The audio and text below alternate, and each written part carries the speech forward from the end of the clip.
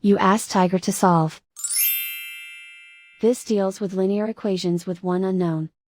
The final result is x equals -8. Let's solve it step by step. Group all x terms on the left side of the equation. Subtract 4x from both sides. Simplify the arithmetic. Group like terms. Simplify the arithmetic. Convert the x into a positive number. Multiply both sides by -1. Remove the ones. Simplify the arithmetic. And so the final result is x equals -8.